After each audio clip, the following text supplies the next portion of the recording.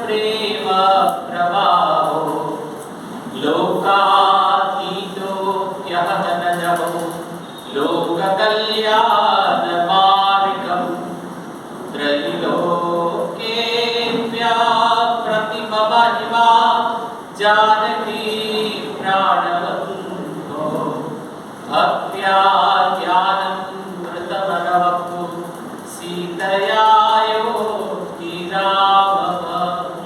स्तब्धीकृत्य प्रलयकलितं वाहवोत्थं महान्तं हित्वा रात्रिं प्रकृतिसहजाम् अन्धतामिस्रविश्रम् गीतं शान्तं मधुरमपि यः सिंहनादं जगर्ज सोऽयं जातप्रथितपुरुषो रामकृष्ण स्थितानि जय जय रामकृष्ण वत्सकल्पो जय जय भगवान जगतेरु जय जय गुरुमाता जगतो जननी रामकृष्ण भक्तिदात्री चैतन्यदायिनी जय जय रामकृष्ण इष्ट गोष्ठीगण সবার চরণের ডুবাগে গর্বম। শ্রী ভগবানের অশেষ কৃপায় আমরা সমবেত হয়েছি অক্ষয় কুমার সেন বিরচিত শ্রী শ্রী রামকৃষ্ণ পুঁথি থেকে পাঠ এবং আলোচনার উদ্দেশ্য নিয়ে। বিগত দিন আমরা যেখানে শেষ করেছিলাম সেটা হলো এই ইষ্টবংশের পরিচয়ের কথা বলেছিলাম। প্রথম দিন তার বাবা এবং মায়ের কথা বলেছিলাম, বাবার সেই ধ্যান তন্ময়তা, বাবার সেই সত্যের প্রতি আকর্ষণীয় একটি জীবন এবং কেমন করে ভগবানকে কেন্দ্র করে শুধুমাত্র ভগবানকেই চাই এই বোধে জাগ্রত হয়ে একটা জীবন যাপন করা। এটা আমাদের কাছে খুব একটা আদর্শের জিনিস। কারণ অনেক সময় দেখবেন আমরা মনে মনে ভাবি যে পরীক্ষা টিক্ষা দিতে যাই যে ভগবানকে কেন্দ্র করেই আমরা আমাদের জীবন যাপন করব, কিন্তু আদতে গিয়ে দেখি ভগবান ছাড়া বাকি সব জিনিসপত্র নিয়ে আমাদের জীবনটা চলে যায়। আমরা বুঝতে পারি না, কিন্তু যখন বুঝতে পারি তখন আর ফিরে আসার জন্য রাস্তা থাকে না। ঈশ্বর নির্ভর জীবন খানিকটা অতন্ত্রতা থাকে। দেবীর হাতে দেখবেন একটা ঘন্টা থাকে, দুর্গা পূজায় দেখবেন অনেক ঘন্টা, অনেক অস্ত্রের ভিতরে অন্যতম অস্ত্র হচ্ছে ঘন্টা। মন্ত্রে বলা হচ্ছে ইনাস্তি দৈত্যতে জানসি স্বনেনা পুণ্য ইয়া জগৎ সা ঘন্টা পাতু দেবী পাপেভ্যো ন সুতাদিব। ইনাস্তি দৈত্যতে জানসি স্বনেনা পুণ্য ইয়া জগৎ। স্বন মানে হচ্ছে আওয়াজ, ধ্বনি। ঘন্টা ধ্বনি যখন বাজতে থাকে তখন কি হয়? ইনাস্তি দৈত্যতে জানসি, আমাদের ভেতরের যে দৈত্য ভাব আছে সেই ভাবের তেজ হরণ করে। ঘন্টার এমন কাজ নাকি যখন ঘুরতে থাকে তখন সমস্ত তেজ হরণ করে থাকে। আমাদের প্রত্যেকের ভেতরে সেই দৈত্য বিরাজ করছে। ঘন্টা কি করে? অ্যালার্টনেস, অতন্দ্রতা, আমাদের নিজেদের ব্রত, নিজেদের জীবন সম্পর্কে আমাদের সতর্ক করে দেয়। এই কারণেই ঘন্টার এতটা প্রয়োজন। এই তাই দেবীর হাতে এই ঘন্টাটি আসে। বলা হচ্ছে যে যখনই ঘন্টা বাজতে থাকে তখন তমগুণ, আমাদের যে তমগুণ যা আমাদের ঘুম পাড়িয়ে রাখে, যা আমাদের আধ্যাত্মিক পথে এগিয়ে যেতে সাহায্য করে না, তার হাত থেকে আমাদের ধীরে ধীরে রক্ষা করে। এই কারণেই এই ঘন্টার এতটা প্রয়োজনীয়তা আছে। এদের এই জীবন আমাদেরকে এরকমভাবে শেখায়। রবীন্দ্রনাথ ঠাকুর লিখছেন না, কখনো বিপদে যদি রবিতে চাহে এ দেবী অমনি মুখ্য দেবী সর্ববেশে হয় সারা, তোমারই করিয়াছি জীবনের ধ্রুবতারা, এ সমুদ্রে আর প্রভু ভবনাঙ্গ তত্ত্বহারা। এই যে অতন্ত্রতা, এই অতন্ত্রতা যদি আমাদের জীবনে না আসে তাহলে কিন্তু আধ্যাত্মিক জীবন যাপন করা যায় না। এটা হচ্ছে তার বাবার তরফ থেকে আমাদের কাছে একটা পরিষ্কার মেসেজ। শ্রীরামকৃষ্ণ হলেন ঘনীভূত ভাবতা বন্ধু। তার মায়ের কাছে যে জিনিসটা পেলাম সেটা হচ্ছে তিনি বলছেন, মাকে বলা হতো হাওড়ো। হাওড়ো মানে পেটে কোনো কথা থাকে না। আমরা কারা হাওড়ো হই না? যারা আমরা জগতের সকলকে বিশ্বাস করে থাকি। আয়নার সামনে রাত্রে গিয়ে নিজেকে গিয়ে পরীক্ষা করবে যে আপনি কি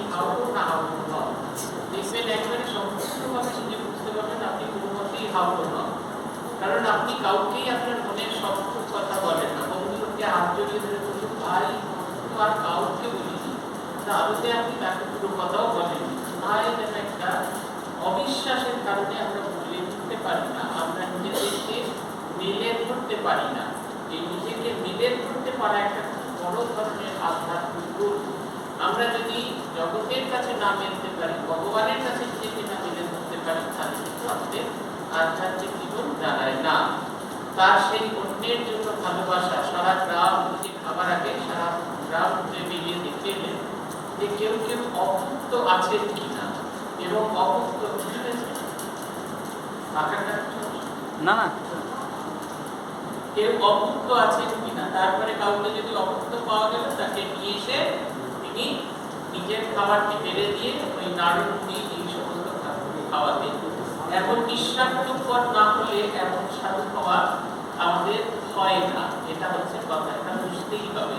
শ্রীরামকৃষ্ণ আগামী দিনের মানুষকে বোঝাতে চলেছেন যে শিবজ্ঞানের জীবসেবা, দয়া নয় শিবজ্ঞানের জীবসেবা, এই বোধটা আমাদের ক্ষেত্রে জেগে থাকাটা খুব জরুরি।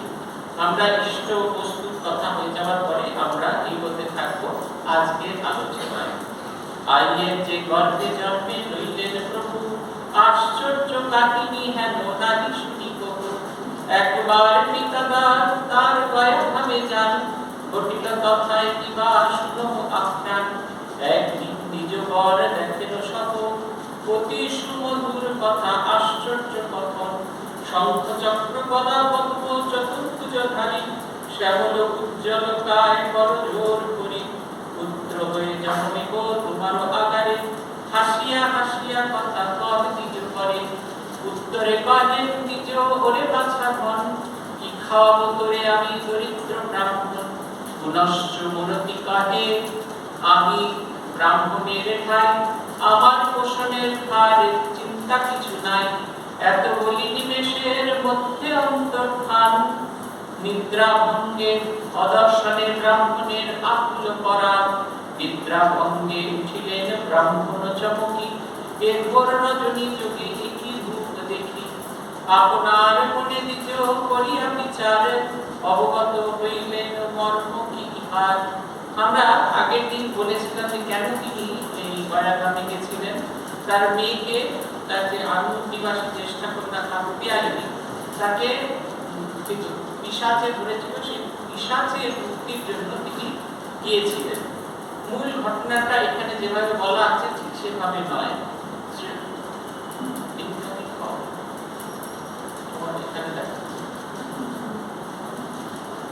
এরোপ্লেন মোডে করেছি না, কিছু আসবে।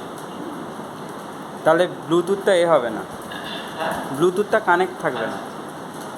তাহলে এই হচ্ছে এখানে শ্রীরামকৃষ্ণ যেরকম বলেছিলেন তার বাবার দর্শন সম্পর্কে, যেটি শারদানন্দজি আবার আসছে।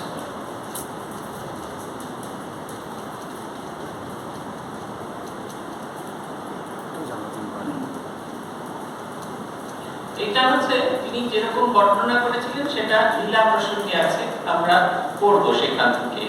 1241 সালে শীতের কোন সময় শ্রীযুক্ত ক্ষুদিরাম বারাণসী ও শ্রী গয়াধাম দর্শন করিতে গমন করিয়াছিলেন।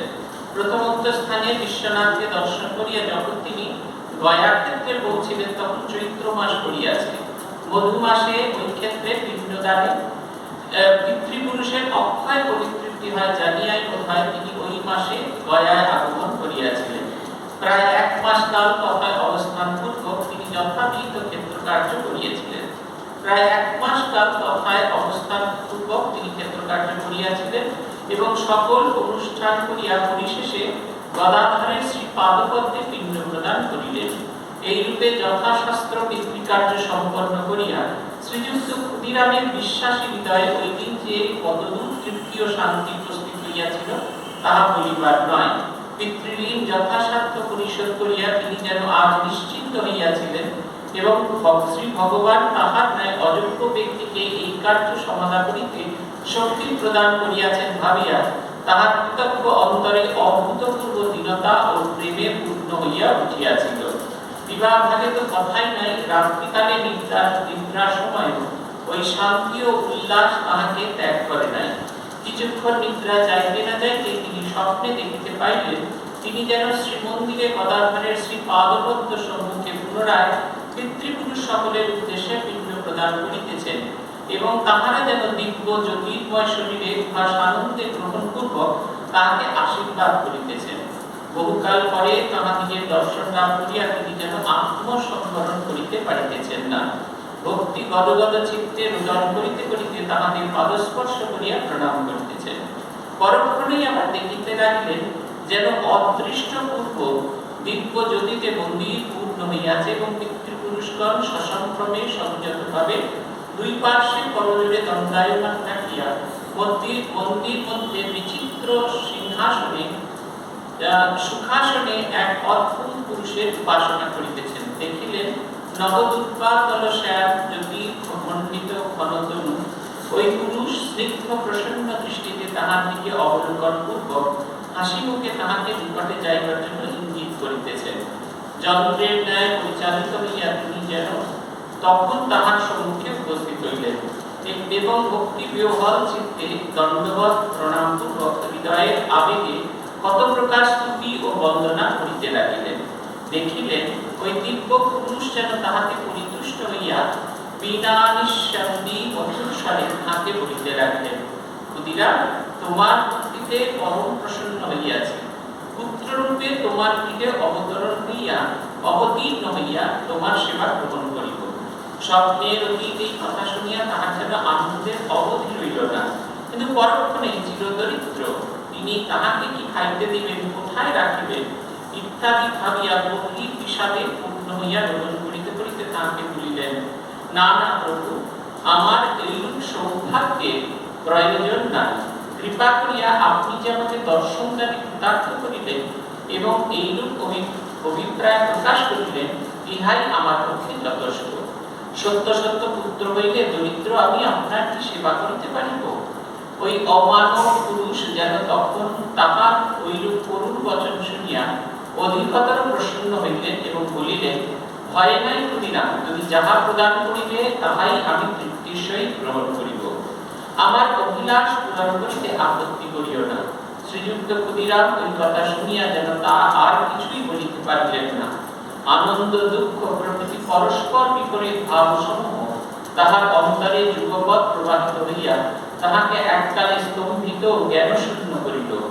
এমন সময় তাহার নিদ্রা ভঙ্গ হইল। এটা হচ্ছে দর্শনটা, যেটা এখানে খুব অল্প কথায় বলা আছে। স্বয়ং ভগবান এসে বলছেন যে তোমার ঘরে আমি সন্তান হয়ে জন্মগ্রহণ করব। আমাদেরকে এরকম কেউ প্রপোজাল দিলে তো ব্ল্যাঙ্ক চেক, তো শুধুমাত্র ভগবান সই করে দিয়েছেন, চেকটা আমাদের দিয়েছেন, যে কোনো অর্থমূল্য বসাতে পারি আমরা। আমাদের এরকম ঠাকুর এসে বললেন কত কি চাইবো, তুমি ছেলে হতে আসবেই, কিন্তু তার সঙ্গে সোনার থালা, সোনার বাটি, সোনার গিলাস, তিন পুরুষের জন্য সম্পদ ধন সব চেয়ে নিতাম আমরা। কিন্তু দেখুন এইখানে অ্যালার্টনেস, স্বতন্ত্রতার কথা বলছিলাম, তিনি ওই অবস্থায় দেখুন, আমরা জাগ্রত অবস্থায় এরকম যদি দর্শন করি আমরা একটা বয়ে যাবো যাকে বলে। তিনি ঘুমোচ্ছিলেন, স্বপ্নে তিনি দর্শন করেছেন, কিন্তু মনের স্বতন্ত্রতা তার কতখানি তীব্র হলে ভাবুন। তিনি তখনও পর্যন্ত কিন্তু নিজেকে সংযত রয়েছেন, বলছেন প্রভু আমার এরকম দর্শনের প্রয়োজন নেই, আমি গরিব মানুষ, তোমাকে কি খেতে দেবো? ভগবান বলছেন যে আমাকে খেতে দিতে হবে না, তুমি যা খেতে দেবে তাতেই আমি পুষ্ট থাকবো। এর দুটো দিক আছে। একটা হচ্ছে নিজের দিন ভাব থেকে যথেষ্ট খেতে দিতে পারবেন না, তার বাড়িতে যদি ভগবান আসেন তাকে ঠিক মতো আদর করা হবে না। তার চেয়েও বড় কথা, ইষ্টের প্রতি ভালোবাসা কত গভীর হলে ইষ্টের সামান্যতম কষ্ট তিনি সহ্য করতে পারছেন না। এই যে ছবিটা আমরা দেখতে পাই, তার মূল কথাটা হলো এই যে ইষ্টের যে কষ্ট, তার যাকে সবচেয়ে বেশি ভালোবাসেন তিনি সামান্যতম কষ্ট পাবেন, এই ভাবটাই তিনি ধারণ করতে পারছেন না। এর থেকে বোঝা যায় যে আমরা যখন এই শালগ্রাম শিলা বা নিজের দেবতাকে পুজো করি, কতটা ভালোবাসা থাকা দরকার। পূজনীয় বুদ্ধেশানন্দজি মহারাজকে একবার আমরা জিজ্ঞেস করেছিলাম যে কারোর বাড়িতে গিয়ে দেখি একদম ছবি ঝকঝক করছে, বা কারোর বাড়িতে গিয়ে কি ন্যাড়বেড়ে ঠাকুরের ছবি, তার এইরকম ভাবটা কেন? মহারাজ বলেছিলেন যারা বিশ্বাস করে যে ওই ছবিতে স্বয়ং শ্রীরামকৃষ্ণ বিরাজ করছেন, তাদের জীবনের ভিতরে আমূল পরিবর্তন হয়। ধরুন আপনারা যদি এখন বোঝেন যে ভাবেন যে শ্রীরামকৃষ্ণ এখানে এসে বিরাজ করছেন, আপনারা কি তার সামনে মিথ্যে কথা বলতে পারবেন না তার সামনে অন্যরকম করে আচরণ করতে পারবেন? এই প্রসঙ্গে স্বামী ওঙ্কারানন্দের কি ভারী সুন্দর কথা আছে। তিনি দুর্গা পুজো শেখানোর সময় ব্রহ্মচারীদের বলতেন তিনটি জিনিস মনে রাখবে, মা আমাদের তিথিময়ী, মা আমাদের তিথিময়ী, মা আমাদের ভাবময়ী। ঠিক ঠিক বিধি অনুসরণ করতে হবে, তারপরে ঠিক তিথিতে পুজো শুরু করে ঠিক তিথিতে শেষ করতে হবে। কিন্তু বিধি আর তিথি ঠিক রাখতে গিয়ে হইচই করে ভাবটা নষ্ট করবে না, কারণ ভগবান ভাবটি গ্রহণ করে, এটা হচ্ছে কথা। এই যে আমরা অনেক সময় সবে ঠিক সময় ওই হইচই করি, আমরা যদি বিশ্বাস করি যে স্বয়ং আত্মা শক্তি মহামায়ায় দশভুজা রূপে আমার পুজো গ্রহণ করতে এসেছেন, আমাদের আচরণটা দেখবেন এমনি এমনি বদল হয়ে যাবে। আমরা একটা সসম্ভ্রমে ভেতরে প্রবেশ করবো। আমার নিজের মনে আছে যখন প্রথম সাধু হতে আসি তার 1 মাস বাদে একদিন বলো হয়নি কালী পুজো হচ্ছে, বেলুড় মঠে ট্রেনিং সেন্টার আগে ব্রহ্মচারীদের গর্ভমন্দিরে প্রবেশ করতে দেয় না। আমরা কাঁচের বাইরে থেকেই ঠাকুরকে দেখি। তারপরে সেদিনকে প্রচুর ভোগ প্রসাদ হয়েছে, সবাই নামাতে পারছে না, মন্দির বন্ধ করতে হবে। তা আমাদের 4 জন নতুন ব্রহ্মচারীকে ভেতরে ঢোকানো হলো। ভেতরে ঠাকুরের যে একটা অপূর্ব রূপ, যেটা বাইরে কাঁচের বাইরে থেকে দেখে বোঝা যায় না, সে যে কি অদ্ভুত রূপ, সেটা থেকে হাঁ করে তাকিয়েছে। তাকে প্রণাম করতে পারছি না, যে কাজের জন্য পাঠানো হচ্ছে সেটা নিতে পারছি না, কোনো কিছু করতে পারছি না। একটা অদ্ভুত সম্ভ্রম তৈরি হয়। আমরা বিশ্বাস করি যে শ্রীরামকৃষ্ণ এখানে বসে আছে, হইচই সামান্য কিছু করতে পারে। দেখুন ইষ্টের সাথে কতটা সম্পৃক্ত প্রতিরাম, যে ইষ্ট তার ঘরে সন্তান হয়ে জন্মাতে চাইছেন, তিনি ইষ্টের নিত্য সঙ্গ পাবেন, তাকে ছোট্ট শালগ্রাম শিলার উপর নির্ভর করে থাকতে হবে না, সেটাও তিনি চাইছেন না। কেন চাইছেন না? তার প্রাণের প্রিয় যে মানুষটি, তাকে যথেষ্ট যত্ন করা হবে। এই ভালোবাসার কোন লেভেলে পৌঁছবে আমরা এই ভাবতে পারি। এগুলো কিন্তু আমাদের কাছে খুব শিক্ষা দেয়। আমরা দীক্ষা নিই, হিন্দি ছট মন্ত্র জপ করি, কিন্তু কতটা আমরা আমাদের ইষ্টের প্রতি আমাদের এই ঐকান্তিকতা তৈরি হয়, সেটা কিন্তু আমাদের ভাবার প্রয়োজন আছে। শুধু একজন দর্শন করলেন তা নয়, আরেকজন দর্শন করলেন। কি দেখলেন তিনি? হেথাই ঠাকুরানী আপন ভবনে কহিতেছিলেন কথা নারীত্রয় শনি। শিবের মণ্ডপে এক আছিল অদ্বৈত, দেখিলেন আসে কি বা বায়ু পাতারে। আসিয়া প্রবেশ করিল গর্ভেতে তাহার, ভয়ান্ত হইলা আই দেখিয়া ব্যাপার। যে 3 নারীর সঙ্গে কথা হতেছিল, আই ঠাকুরানী তত্ত্ব ভাঙিয়া কহিল। নানা জনে নানা মতে নানা কথা বলে, অবাক হইয়া আই দাঁড়াইয়া রবে। নারীত্রয়ের মধ্যে এক কণিকা মারিনি, পশ্চাতে দাঁড়িল আমি তাহার কাহিনী। অতি ভাগ্যবতী এই কামারের মেয়ে, থাকিলে নিতাম তার পদরজ দিয়ে। প্রভুতে বাৎসল্য বড় আছিল তাহার, কত ভাগ্য এ সৌভাগ্য ঘটায় তাহার। ভুবন বামন যিনি পাঞ্চা কল্পতরু, অনাথের নাথ যিনি জগতের গুরু। সম্বোধন করিতেন তাহারে মা বলি, ইয়া ভাগা মাগে হেন জনপদ তুলি। বিচার না করি কিছু জাতি কুলাচার, রামকৃষ্ণের যে বা বাসে উচ্চ সে সমাজ। ব্রাহ্মণ হইয়া যদি প্রভুদ্দেশী হয়, চণ্ডাল হইতে নিজ মম মনে লয়। পুথিকার বলছেন এদিকে জগন্মাতার ঠাকুরের মা আই ঠাকুরানী চন্দ্রাবলী দেবী, তারও একটা দিব্য দর্শন হলো। তিনি কণিকামালিনী এবং প্রসন্নময়ী লাহাদের বড় মেয়ে, তারা 3 জনে একসঙ্গে দাঁড়িয়ে যোগীদের শিবের মন্দিরের সামনে তারা গল্প করছিল। এমন সময় দেবী দেখতে পেলেন যে যোগীদের শিবের মন্দির শিব থেকে একটা জ্যোতি এগিয়ে আসতে থাকলো, এবং এসে সেটি সম্পূর্ণভাবে জগন্মাতাকে আই ঠাকুরানীকে সম্পূর্ণ একবারে আবৃত করে দিল। এবং তিনি অনুভব করলেন সেই বায়ু তার গর্ভের মধ্যে প্রবেশ করেছে এবং তিনি গর্ভবতী হয়েছেন। এই শিবের কাছ থেকে কেন এলো? জ্যোতির্ময় তরু শিবের কাছ থেকে কেন? শিব শব্দের অর্থ হচ্ছে কল্যাণ। এটা একটা দ্যোতক, একটা দর্শন, যে আগামী চন্দ্রাবলী দেবীর গর্ভে এমন একজন আসছেন যিনি আগামী দিনের মানুষের জীবনের কল্যাণ সাধন করবেন। এটা হচ্ছে তার প্রতীক। আই ঠাকুরানী অজ্ঞান হয়ে মেঝেতে পড়ে গেলেন। তাকে যখন খোলা হলো, ধর্ম তো পেটে কোনো কথা থাকে না। বলছে দেখো ওই মন্দির থেকে কিছু একটা এসে আমার পেটের মধ্যে ঢুকেছে, আর আমার মনে হচ্ছে আমি যেন গর্ভবতী হয়েছি। আর এরা তো মাটির পৃথিবীর মানুষ, অনেক আমার নিয়ে প্রসন্ন হই। তারা বলছেন দূর এরকম কথা বলে না, লোকে তোমায় চিঠি করবে, কত খারাপ খারাপ কথা বলবে, আর উনি হাঁ করে তাকিয়ে দিচ্ছেন। ভাবছেন কি এমন কথা, আমি এদের ভালোবেসে বিশ্বাস করে সব বলবো, এরাই আমাকে আমার দর্শনের কথা বিশ্বাস করতে দিচ্ছে না।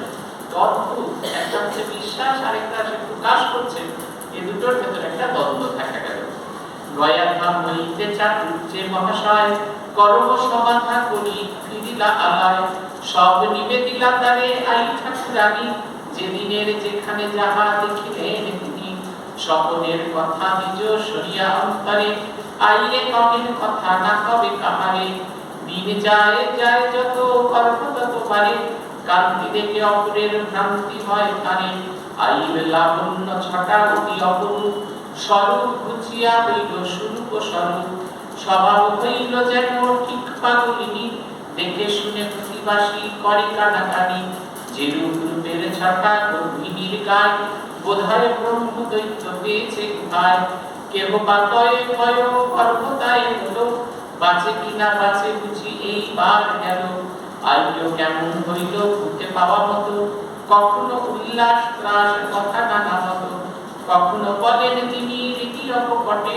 অতি স্পর্শে গর্ভ নয় কি ঢুকেছে পেটে, দেখেন শুনেন কত গর্ভ অবস্থায়, কত অতি অসম্ভব কথা কখনই না যায়, গর্ভ অবস্থার কথা সুন্দর ভারতী, দেখেন কতই দেব দেবীর অবরতি। গয়াধাম থেকে চাটুর্য মশাই এসে উপস্থিত হলেন, তাকে তিনি সব কথা বললেন।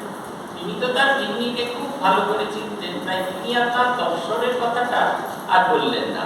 তিনি বললেন যে দেখো, নিশ্চয়ই আমাদের পরিবারে ভুবন ভবন নারায়ণ এসে উপস্থিত হয়েছে, তুমি এ কথা আর কাউকে বলো না। তার নিজের দর্শনের কথা একবার বললেন না, তো দর্শন মিলিয়ে তিনি কনফার্ম হয়ে গেলেন যে স্বয়ং সেই নারায়ণ যিনি তার সন্তান হিসেবে আসবেন বলে ঠিক করেছিলেন, তিনি সত্য সত্যই তাদের পরিবারে এসে উপস্থিত হয়েছেন।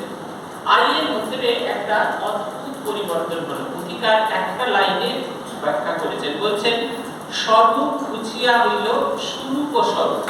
তার নিজের যে স্বরূপ তিনি যেমনটি ছিলেন সেটা এমনিতেই খুব সুইট, কিন্তু সেটাও যেন চলে গেল স্বরূপ ও স্বরূপ। একদিন তিনি শুয়ে আছেন, দেখলেন স্বয়ং ব্রহ্মা এসে উপস্থিত হয়েছেন। দেশে তো ব্রহ্মার পুজো নেই, এখানে যে দেবতার পুজো নেই, যেমন আমাদের আমরা যেখানে থাকি সেখানে পটুয়া জানেই না অন্নপূর্ণা দেবী দেখতে কেমন, আমাদের অন্নপূর্ণা পুজো হবে, তাই তাকে দেখাতে হলো। প্রথমে যখন বলে বোঝাতে পারলাম না অন্নপূর্ণা দেবী কেমন হবে দেখতে, তখন বিভিন্ন জায়গায় ছবি এনে এনে দেখালো, তার থেকে তার একটা ধারণা হলো। দেখবেন এই দুর্গা পুজোর সময় অনেক পরিবার, অনেক বাড়িতে, বৈষ্ণব বাড়িতে বিশেষ করে দেখা যায় সেখানে ঘোড়ার রূপের মতো সিংহ হয়ে থাকে। আসলে আগেকার পটুয়াদের সিংহ সম্পর্কে কোনো কনসেপ্ট ছিল না। সেই গুজরাটে কোথায় আছে সিংহ, আর এই বাংলার পটুয়ারা কেমন যাবে? তারা দুটো জিনিস দেখে, খুব হিংস্র জন্তু হয় এবং খুব দ্রুত গতিতে চলে। সবচেয়ে দেখা জন্তু যেটা দ্রুত গতিতে চলে সেটা হচ্ছে ঘোড়া, আর মুখখানা খুব হিংস্রটাই। ঘোড়ার মুখটা যতখানি পেরেছে হিংস্র করে দিয়ে সেই ঘোড়ার মুখের মতো সিংহ বানানো হলো। এই হচ্ছে কথা। এও তাই, সেই আই ঠাকুরানী তো কখনো ব্রহ্মাকে দেখেননি, শুয়ে আছে, শুয়ে শুয়ে বলছেন ওরে বাপ পাশে চড়া ঠাকুর, তুই এই দুপুরবেলা এলি ঘরেতে, তোর রোদ্দুরে পুড়ে গিয়ে তোর মুখখানা লাল হয়ে গেছে, ঘরে আমানি পাত্তা রাখা আছে, ঘরে এসে সে খেয়ে ঠান্ডা হয়। দেখুন এই যে বলছেন না স্বরূপ স্বরূপ বুঝিয়া হইল স্বরূপ স্বরূপ, তার নিজের ভেতরে যে স্বরূপটা সেটা সম্পূর্ণ পরিবর্তন, সেটা সুরূপযুক্ত হলো। জগতের কাউকে তিনি আলাদা করে দেখছেন না, তো জগতের কেউ যে তার থেকে অন্যরকম কিছু সেটা তিনি ভাবতেই পারছেন না, সবাইকে তার আপনার বলে মনে হচ্ছে। যেহেতু ভুবন দানব নারায়ণকে তিনি গর্ভে ধারণ করেছেন, তার ভেতরে সেই আনন্দের উচ্ছ্বাস সেটা ভীষণ রকম হচ্ছে। এবার তার দর্শনগুলো একটা একটা করে আমরা বলতে থাকবো। ৩-৪ মাস গর্ভ আইল যখন, একদিন ঘটে এক অদ্ভুত কথন, অলসে অবস্তনু শুইয়া দুয়ারে, কপাট করিয়া বন্ধ আপনার ঘরে, কেন গানে শুনিলেন আই ঠাকুরানী, রুনুঝুনু নুপুরের সুমধুর ধ্বনি, কুতূহল যত আই কাজ পাতি শুনি, ততই নুপুর বাদ্য বাজে ঘনে ঘনে, আশ্চর্য গনিয়া আই ভাবে মনে মন, নুপুরের বাদ্য ঘরে হয় কি কারণ? কপাট করেছি বন্ধ, কপাট করেছি বন্ধ, শূন্য ঘরে দেখি, বুঝি মোর অগোচরে কেউ গেছে ঢুকি। এত ভাবি কপাট খুলিয়া দেখে আই, ঠিক সেই শূন্য ঘর কেউ কোথা নাই। কারে কিছু না কইয়া মৌন হইয়া রং, স্বামীরে কহিলা ঘরে আইলা যখন, নুপুরের বাদ্য ঘরে কি কারণ হয়, বুঝি না কি হেতু তাই হয়েছে বিস্ময়। ব্রাহ্মণ বুঝিল তত্ত্ব খার্চার কথায়, লড়ে তারের শঙ্খ বনে কতই বুঝায়। ইয়তি মঙ্গল কথা না করিবে ভয়, কইবে গোকুলে চাঁদ ভবনে উদয়। এই প্রথম দর্শনের কথা তিনি বলছেন। 3 মাস বয়স সন্তানের, যখন 3 মাস বয়স, তার গর্ভে আছে। একদিন তিনি ঘরের দরজা বন্ধ করে শুয়ে আছেন, হঠাৎ করে সারা ঘর জুড়ে নুপুরের ধ্বনি শুরু করলেন। তার মনে হতে লাগলো কেমন তোর কথা, আমি তো দরজা বন্ধ করে শুয়েছি। এরকম সরল ভাবুন, আমাদের হলে তো আমরা ফুৎকারে দিয়ে দিতাম। তিনি দরজা খুলে দরজার বাইরে চলে গেলেন এবং বাইরে থেকে ঘরের ভেতরটা এমনি করে দেখছেন ঘরে কোনো লোক আছে কিনা। তিনি ভাবছেন নিশ্চয়ই তাকে বোকা বানিয়ে কেউ ঘরের ভেতরে ঢুকে গেছে। সরলতা কোন স্তরে পৌঁছলে এরকম জাতীয় বোকামি না, সরলতা অদ্ভুত রকম। কিন্তু সারাক্ষণ ঘরের ভিতরে ঠাকুরের ধ্বনি শুনে তার মন খুব খারাপ হয়ে, কাউকে দেখতে পেলেন না তিনি। এই আদেশে আছে যে কার সাথে একদিনের ঝগড়া হচ্ছে, উনি ভাবলেন সেই বোধ একজন দুষ্টুমি করছে। স্বামী আসতেই তাকে সঙ্গে সঙ্গে সবকিছু বললেন। স্বামী তো শুনেই বুঝতে পারলেন, তিনি বললেন না না, এরকম ভাবনা চিন্তা করার কিছু নেই। বললেন স্বয়ং গোকুল চাঁদ ভবনে উদয় হবে। এরকম কত দর্শন কত কি দেখবে। এবার দ্বিতীয় দর্শনের কথা। আর নিদ্রা যোগে দেখেন স্বপন, কি সুন্দর শিশু কোলে করে আগমন, মুখে ওঠে ছোট ছা হাতে, গলা ছেড়ে ধরে, যিনি শশী উপরাশি সুহাসি অধরে। অস্পষ্ট পত্রী কথা ধীরে ধীরে বলি, অবশেষে বুক হতে পড়িল পিছলি। অবনী চমকি আই জাগিয়া উঠিল, কোথা গেলি বলিয়াই কাঁদিতে লাগিল। স্বপনের কথা পরে বুঝিয়া আপনে, সংবরিলা আখি জল আপন নয়নে। ম্যাচুরিটি আস্তে আস্তে হচ্ছে, তাই এক একটা দর্শনের এক এক রকম রিয়াকশন।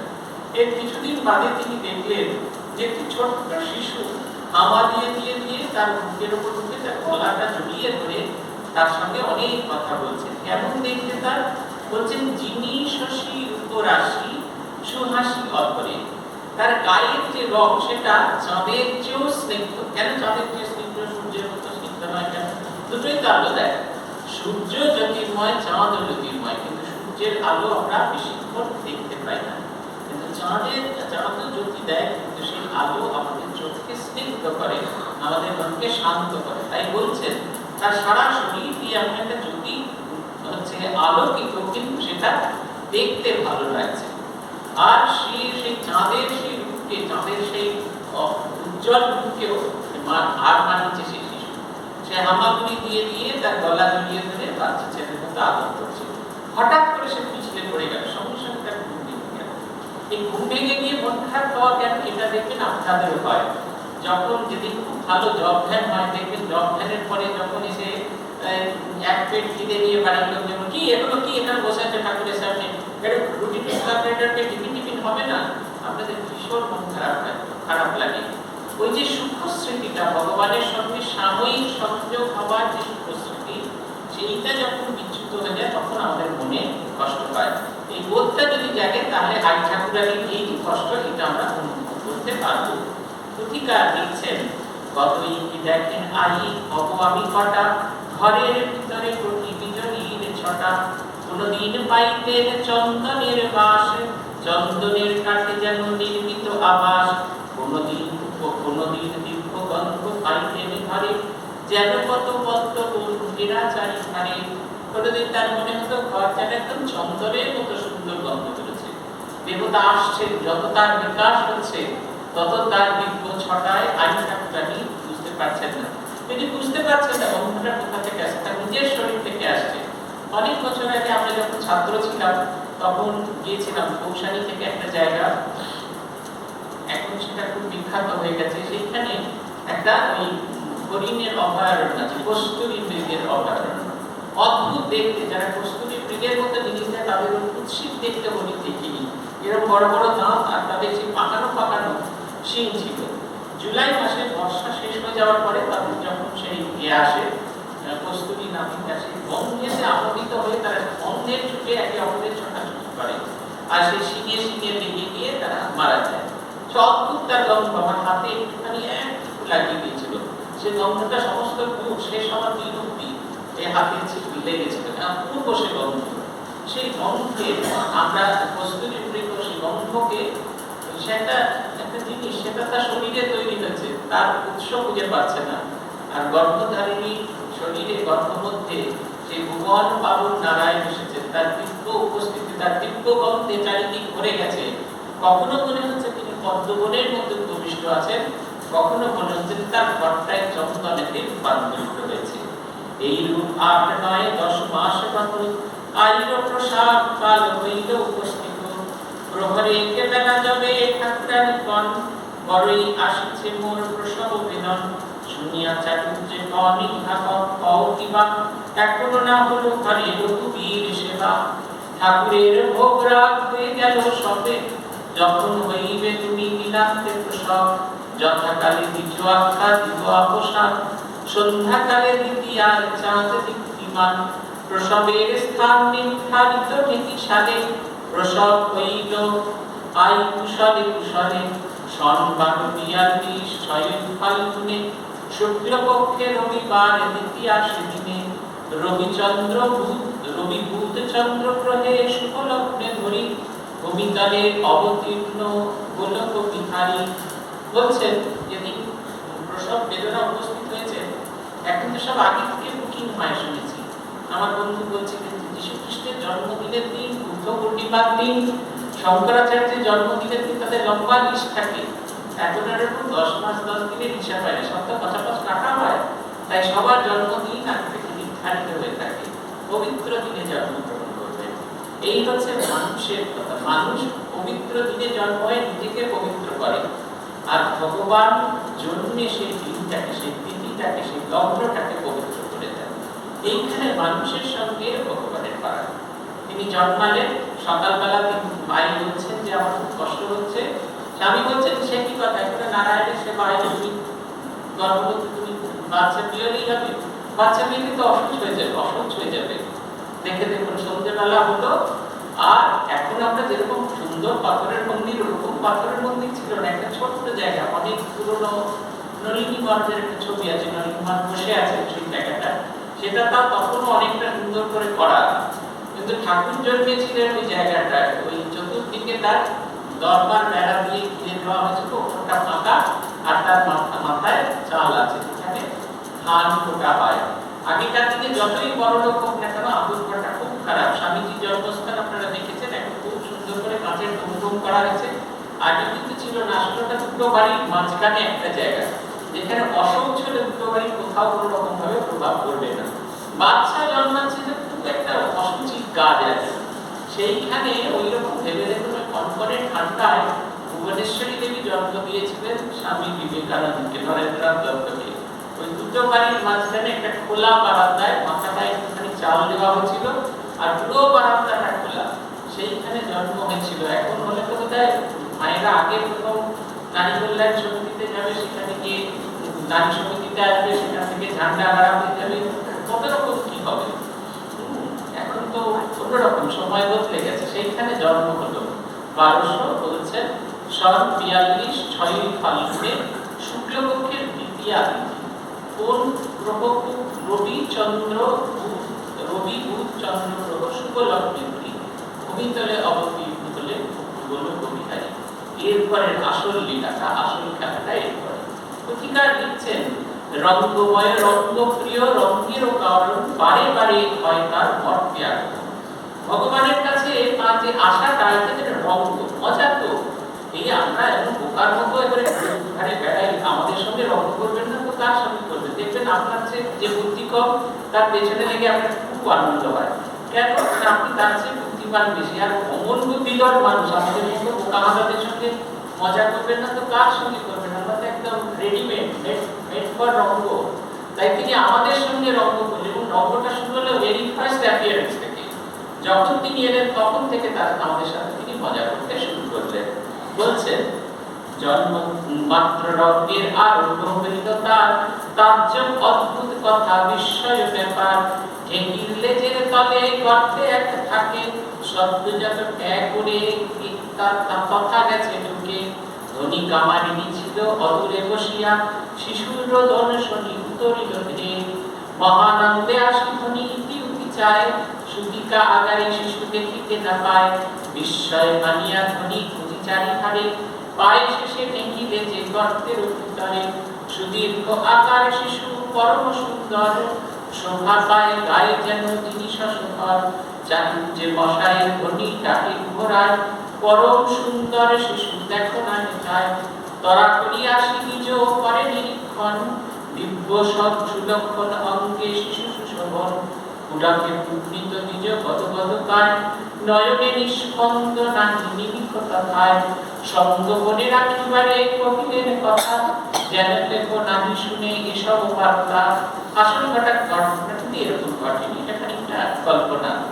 তিনি জানতেন না সবটুকু, সেই কারণে ঠাকুর ওই গায়ে তো সব ওই সব রক্ত শক্ত লেগে থাকে, তাই মাকে আগে শুশ্রূষা করে বাচ্চাকে দেখতে গেছেন। মাটির মেঝে আর ওই গায়ের সেই লেগে সেটা ধীরে ধীরে এখানে বলা হচ্ছে যে ঢেকির যে ল্যাচটা সেইখানে ঢুকেছিলেন, তার মানে উনুনের ভেতরে ঢুকে গেছিলেন।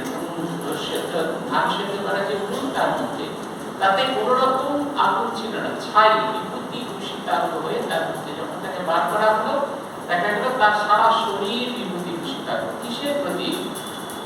ছাই হচ্ছে আমাদের শিবের আভূষণ। শ্মশানের যে ছাই একেবারে যেটা শেষ হয়ে গেছে, সেটাকে আমরা কেউ ধারণ করি না, যাকে কেউ নেয় না তিনি তাকে অঙ্গে ধারণ করেন। শিব শব্দের অর্থ যে কল্যাণ, সেই কল্যাণকারী শক্তি আমাদের ভেতরে আমরা যা কিছু ফেলে দিই সেগুলোকে তিনি ধারণ করেন।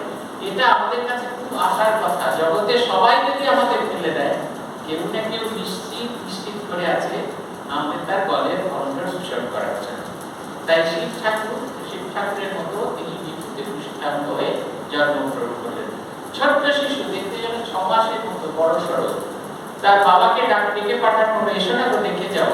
বাবা পণ্ডিত মানুষ তো, এসে না সেই হাত পায়ের সব লোকজন দেখছে, নারায়ণের শঙ্খ আছে কিনা, চক্র আছে কিনা সব দেখছে, কনফার্ম হচ্ছে। কিন্তু একটা অদ্ভুত কাণ্ড হয়ে গেল। বাচ্চাটার বাবার দিকে তাকিয়ে ঠিক করে হেসে ফেললো। সেই অপূর্ব সেই হাসি দেখে তিনি একদম মুগ্ধ হয়ে গেলেন। তিনি যেন আর কোনো কিছুর দিকে তাকালেন না। শ্রীরামকৃষ্ণের জন্ম বৃত্তান্ত বর্ণনা করে স্বামী প্রেমেশানন্দজি মহারাজের ভারী সুন্দর গান আছে। আজি কপিল পূজনে মলয় পবনে শিহরি উঠিছে প্রাণ। সেইখানে এক জায়গা আছে, এরই হাসি রাশি ব্যাকুল হৃদয়, বুক চিরে রাখি মনে সাধ হয়। ধ্যান যেন বড় জগতের মোলা মাটি রাখি, ও হাসি হইবে প্লান। যে ভগবানের হাসি এমন দিব্য, এরই হাসি রাশি ব্যাকুল হৃদয়। আমার মন যে শান্ত হয়েছিল, একেবারে সরোবরের মতো শান্ত হয়েছিল, সে ভেতরটা তার ব্যাকুলতায় ব্যাকুল হৃদয়। বুক চিড়ে রাখি মনে সাধ হয়, মনে হয় নিজের বুকটা চিড়ে এর ভেতরেই তাকিয়ে রাখি। কেন? যদি বড় জগতের মোলা মাটির পৃথিবীর যে নোংরা মাটি, এই মাটি লাগা মাত্র সেই হাসি ম্লান হয়ে যাবে। ভেবে কি সুন্দর হাসি। আর সেই হাসি দেখে তিনি একটা মুগ্ধ হয়ে গেলেন। সেই হাসির একটা অন্য নাম আছে, সেটা হচ্ছে বাৎসল্যতা। আমাদের বিজয়া রায় দেখবেন একটা লেখা আছে আমাদের কথা, সেখানে এক জায়গায় তিনি লিখছেন, সন্দীপ রায় জন্মেছেন, বলছেন আমি বড় একটা আমার আবেগ টাবেগ আসেনি, কিন্তু ছোট্ট শিশুকে দেখে আমার দু চোখ দিয়ে ঝরঝর করে জল পড়ছে। আর মনে ভাবছি যে এই জল কোথা থেকে এলো। অনেক পরে অনুভব করলাম এরকে বলা হয় বাৎসল্য। সেই তিনি মায়া দিয়ে আমাদের যেন আবৃত। তিনি কনফার্ম হয়ে গেলেন হাত পায়ে সব দেখে, তিনি স্বয়ং সেই পূর্ণ ব্রহ্ম নারায়ণ। তো ভগবান এমন একখানা হাসি দিলেন, হাসির মায়াতে তিনি একদম ভুলিয়ে রাখলেন। আপনারা যারা পুজো করেন দেখবেন সেইখানে আছে, যেখানে উত্তরীয় দেওয়া হচ্ছে, সেই মন্ত্রে বলা আছে এই জগতের সবকিছু তার মায়া দ্বারা আচ্ছন্ন হয়ে গেছে। তিনি আমাদের মায়া দিয়ে আবৃত করে রেখেছেন। এটা আমাদের এই গুণটা আমাদের জায়গা, তিনি আবৃত, আমরা তার মায়া আবৃত। সঙ্গে সঙ্গে এই পর্যন্ত জায়গায় তিনি স্নান করে নাম করে বসে আছেন। একটু যদি হিমটিম ছাড় করে আমি উত্তরীয়টা নাও দিই, তাহলে তার গাটা খালি হয়ে যাবে। দেখুন আমাদের ভেতরে এই দুটো ভাব সবসময় চলে, ঠিক একই জিনিস ক্ষুদিরামের মতো হলো। তিনি কনফার্ম হলেন পূর্ণ ব্রহ্ম নারায়ণ এসে উপস্থিত হয়েছেন, কিন্তু বাৎসল্য রস এমন তীব্র যে তিনি ভুলেই গেলেন তিনি পূর্ণ ব্রহ্ম নারায়ণ। তিনি ভাবেন আহা ছোট্ট শিশু। এখানে বলা আছে কাউকে জানিও না, লীলা প্রসঙ্গ বলছেন তেমন কথা নয়। মো মো করে শাক বাজানো হয়েছিল এবং স্বয়ং ঠাকুর সবাইকে জেনে গেছিলেন যে ব্রহ্ম মুহূর্তে শ্রীরামকৃষ্ণ ভগবান এসেছেন। এরপরের মজাটা দেখুন, অধিকার দিচ্ছেন, যেটা দিয়ে আমরা শেষ করব। জনক জননী ভাসে আনন্দ সাগরে, বড় আহ্লাদ যত পুত্র মুখে ধরে, সুধিকা আগার যেন পূর্ণ চন্দ্রোদয়, যেই দেখে তার মনে এই মত লয়। শুনি প্রতিবাসী আসি দেখি তাদের ছেলে, ছেলে দেখে সব যায় নিজ ছেলে ফিরে, একবার মাত্র শিশু ধেরিয়া নয়নে, দিবানিশি দেখে আসি এই মনে মনে। অপূর্ব প্রতিবাসিনী সবে আসি একে একে, অপূর্ব আনন্দ পায় চাঁদ মুখ দেখে, অপরূপ আনন্দেতে সবে ভাসমান, কেন এই আল্লাহ কিছু না বুঝে সন্ধান। নানা কথা নানা জনে করে কানাকানি, এমন সুন্দর ছেলে দেখি না দেখি না শুনি, কেমন এ ছেলে দেখে জীবন জুড়ায়, শুধু অঙ্গ তবু যেন মণিরত্ন গায়। দেখেছি তো কত ছেলে, এ ছেলে কেমন, দিবানিশি বসে দেখি এই হয় মন। নিকটস্থ গ্রামে গ্রামে পড়ে গেল সারা, হয়েছে বাছনি মুখ চন্দ্রিমার পাড়া। দলে দলে মেয়ে ছেলে আসে দেখিবারে, অপূর্ব আনন্দ পায় চাঁদ মুখ মেরে। প্রতিকার হচ্ছেন সেই গানের কথা আমরা উল্লেখ করেছি, সেখানে আছে চাঁদে গড়া তনু প্রেমেরই নয়ন, চন্দ্রামণি কোলে দেশে সুরতন, বালিকের তরে এসো রীতি করে জুড়াই কাঁপিত প্রাণ। এমন সুন্দর চাঁদে গড়া তনু, কেন চাঁদে গড়া তনু না, তার সে উজ্জ্বল সূর্যের জ্যোতির্ময়, কিন্তু তার ভিতরে অদ্ভুত এক স্নিগ্ধতা আছে, যেটা দেখবেন আমরা শ্রীরামকৃষ্ণের দিকে যদি খুব দীর্ঘ সময় তাকিয়ে থাকি, নিজের মনে একটা আনন্দ হবে, নিজের চোখটায় আনন্দ হবে, চোখ খুব ভালো লাগে। চাঁদে গড়া তনু প্রেমেরই নয়ন, প্রেমেরই নয়ন মানে তার দুটো চোখ প্রেম দিয়ে তৈরি, কিন্তু তার সমস্ত শরীরটা যেন প্রেম ঘনীভূত হয়ে ওই মূর্তি পরিগ্রহ করেছে। চাঁদে গড়া তনু প্রেমেরই নয়ন, চন্দ্রামণি কোলে কেশে রতন, বালিকের তরে এসো রীতি করে জুড়াই তাপিত প্রাণ। সবাই একবারের জন্য তাকে হৃদয়ের মধ্যে নিতে চাইছেন, এবং যাকে নেওয়া মাত্র প্রাণ তাপিত প্রাণ একেবারে জুড়িয়ে যাচ্ছে। যত দেখছে তত মনে হচ্ছে আরো দেখি আরো দেখি আরো দেখি, দেখে দেখে দেখে দেখে যেন সারা হচ্ছে, শেষ হচ্ছে না। গ্রামে গ্রামে সারা পড়ে গেলে অদ্ভুত শিশু জন্মগ্রহণ করেছে, যার অদ্ভুত হাসি, সে হাসি দেখলে আর দ্বিতীয়বার চোখ ফেরানো যায় না। সে শিশু এত সুন্দর, নিজের সন্তানকে সবাই ভালোবাসে, কিন্তু সে শিশু এত সুন্দর, তাকে দেখলে নিজের সন্তানের প্রতি যে ভালোবাসা সেটা যেন একটা তুচ্ছ হয়ে যায়। তখন মনে হয় আরো বেশি করে এই ছোট্ট শিশুকে ভালোবাসি। ভগবান তার আকর্ষণী ক্ষমতায় সবাইকে একটু একটু করে তার কাছে নিয়ে আসছেন, আরো আপন করে নিচ্ছেন, ভালোবেসে একেবারে পূর্ণ করে দিচ্ছেন। প্রত্যেকের সেই তাপিত হৃদয়েতে এক নতুন আশার সঞ্চার হচ্ছেন। এই যেন এক অদ্ভুত লীলা খেলা শুরু হলো। এই যে তার যে আকর্ষণ, এটা সর্বদা সর্বকালে ছিল, সেই সময়ে ছিল। নরেন্দ্র দত্ত এসেছে, বারবার এসেছে, ঠাকুর তার দিকে ফিরেও তাকাচ্ছে না। একজন নরেন্দ্র দত্তকে জিজ্ঞেস করলেন, আরে তোর দিকে তো আমি ফিরেও তাকাই না, তোর সঙ্গে কথাও বলি না, তাহলে কেন আসিস? ভালো লাগে তাই আসি। রামচন্দ্র দত্ত এসেছেন মনমোহন মিত্রের সাথে, তারা ভেবেছেন পরমহংসমশার সাথে দেখা, তার পাও লম্বা জটা, হাতে চিনতে টিপতে আছে অনেক চালা চামুন্ডা, তাদের মধ্যে দিয়ে তাকে শ্রীরামকৃষ্ণের কাছে যেতে হবে। গিয়ে দরজায় টোকা মারা মতো খুলে দেখলেন, দেখলেন অপূর্ব সুন্দর অনিন্দ সুন্দর পুরুষ নারী আছেন, গাটা খোলা, সেই মোছাটা লাল করে কাপড় গায়ে দেওয়া রয়েছে। তিনি এরা কি প্রণাম করবেন, তার আগে তিনি গড় করে প্রণাম করছেন, হাত ধরে টেনে নিয়ে এসে পাশে বসালেন। দুপুরবেলায় তারা এসেছিলেন, বিকেল গড়িয়ে গেছেন, সন্ধ্যা অতিক্রান্ত হয়েছে, বাড়ি যেতে হবে তাদের। তারা গাইছেন গান, যে মনটাকে তার পাদপদ্মে রেখে শরীরটাকে টানতে টানতে নিয়ে যাও। আপনাদেরও তাই। এই যখন আসেন ঠাকুরের দিকে তাকান তখন সংসারটা তুচ্ছ বোধ হয়। এই এক পেট খিদে নিয়ে বাড়িতে যারা বসে আছে তাদের কথা মনেও করে না, কিন্তু যখন ফিরে যান মনে হয় যেন হৃদয়টা আপনারা এখানে রেখেছেন, তাকে ফেলে দিয়েছেন। রাজকোট আশ্রমে গিয়েছিলাম, দেখার সৌভাগ্য হয়েছিল। বেলুন মঠের ছাঁচে তৈরি সেখানকার মূর্তিটা, শুধু ফারাক হচ্ছে বেলুন মঠে যেন চতুর্দিক ঘেরা আছে, সেখানে ওরকম ঘেরা সবটা খোলা, তাই আধখানা করে রেলিং আছে। এক পাশ দিয়ে দাঁড়িয়ে দাঁড়িয়ে দেখছিলাম, মনে হচ্ছিল ঠাকুরের ডান হাতটা আমার বাঁ হাতে করে দুজনে মিলে নিরুদ্দেশের পথে যাত্রা করি। মনে হচ্ছিল এমন প্রেমিক যদি সঙ্গে থাকে অবস্থা অবস্থাতেও থাকা যায়। জগতের খেলা খেলিরা যে একে অপরকে যে ভালোবাসে সেটা হচ্ছে মাইক ভালোবাসা। আর তখন মনে হচ্ছিল ঈশ্বর এমনি করে আমাদের অমায়িক বন্ধনের মধ্যে ফেলেন, যে মায়াতে কিছু চাইতা নেই। ঈশ্বর আমাদের কাছে কিছু চাইছেন না, শুধু উজাড় করে দিয়ে যাচ্ছেন ভালোবাসা।